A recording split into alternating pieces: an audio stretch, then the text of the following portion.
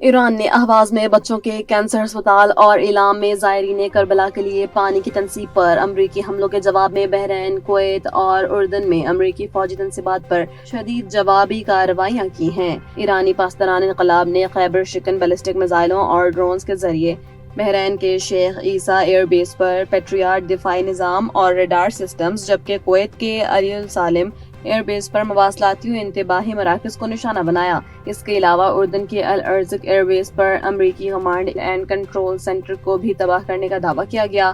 پاسداران انقلاب نے واضح کیا ہے کہ جنگ جاری ہے اور آبنائے ہرمز کی مکمل بحالی خطے سے امریکی کارروائیوں کے خاتمے سے مشروط ہے۔ الجزائر کے دارالحکومت کے مشرقی نواحی علاقے محمدیہ میں واقع ایک یتیم خانے میں خوفناک آگ لگنے کے نتیجے میں کم از کم 11 افراد جاں بحق اور 19 زخمی ہو گئے ہیں۔ شہری دفاع کے ادارے کے مطابق آگ جمعرات کی صبح لگی، جس پر قابو پانے اور لاپتہ افراد کی تلاش کے لیے امدادی کارروائیاں جاری ہیں۔ حکام کے مطابق زخمیوں میں سے 10 افراد شدید جھلس گئے ہیں، جبکہ 5 معذور افراد کو عمارت سے بحفاظت نکال لیا گیا ہے۔ آتش زدگی کی حتمی وجہ اور جاں بحق افراد کی شناخت فی الحال ظاہر نہیں کی گئی، تاہم ہلاکتوں میں مزید اضافے کا خدشہ ہے۔ واضح رہے کہ الجزائر ان دنوں شدید گرمی کی لہر کی لپیٹ میں ہے اور جولائی کے آغاز سے اب تک ملک بھر میں 900 سے زائد آتش زدگی کے واقعات رپورٹ ہو چکے ہیں۔ اور پنجاب کے دارالحکومت لاہور میں پیٹرول کی شدید قلت پیدا ہو گئی ہے، جس کے باعث شہریوں کو شدید مشکلات کا سامنا ہے۔ متعدد پیٹرول پمپس پر پیٹرول مکمل طور پر نایاب ہو چکا ہے اور عملہ شہریوں کو مجبوراً مہنگا ہائی آکٹین ڈلوانے کا مشورہ دے رہا ہے۔ دوسری جانب آئل کمپنیوں نے ملک میں پیٹرولیم مصنوعات کی ممکنہ شدید قلت سے خبردار کرتے ہوئے حکومت سے فوری مداخلت کا مطالبہ کیا ہے۔ کمپنیوں کے مطابق اس وقت ملک میں صرف 15 روز کی ضرورت کا پیٹرول باقی رہ گیا ہے اور اگر حکومت نے فوری ہنگامی اقدامات نہ کیے تو ملک بھر میں پیٹرول کی فراہمی کا نظام شدید متاثر ہو سکتا ہے۔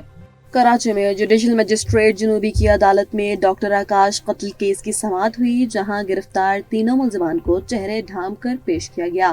سماعت کے دوران تفتیشی افسر نے عدالت کو بتایا کہ ملزمان نے ڈاکٹر آکاش سے کیش چھیننے کے بعد انہیں گولی مار کر قتل کر دیا تھا، جبکہ ملزمان کے خلاف دیگر تھانوں میں بھی مقدمات درج ہیں۔ ڈی آئی جی ساؤتھ کے مطابق گرفتار ملزمان کا تعلق ہندو کمیٹی سے ہے۔ عدالت نے تفتیشی افسر کو ملزمان کے چہرے چیمبر میں دکھانے کی ہدایت کی اور بعد ازاں تینوں ملزمان کو 7 دن کی جسمانی ریمانڈ پر پولیس کے حوالے کر دیا گیا۔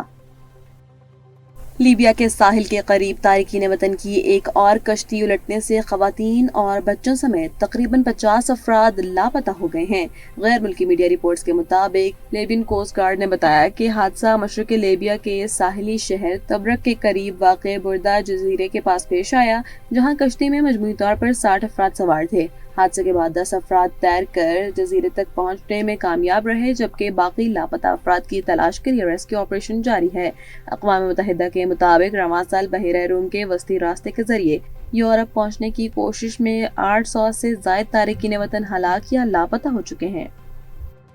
اور وزیر اعلیٰ پنجاب مریم نواز نے صوبے کے 5 اضلاع لیا، چنیوٹ، سیالکوٹ، اوکاڑا اور مری میں گرین الیکٹرک بسوں کا باضابطہ افتتاح کر دیا ہے۔ انہوں نے اس منصوبے کو پاکستان کی تاریخ کا سب سے بڑا پبلک ٹرانسپورٹ سسٹم قرار دیتے ہوئے بتایا کہ 80 ارب روپے کی لاگت سے بسیں خریدی گئی ہیں، جس سے عوام کو گرمی کے موسم میں ایئر کنڈیشنڈ اور آرام دہ سفر کی سہولت میسر آئے گی۔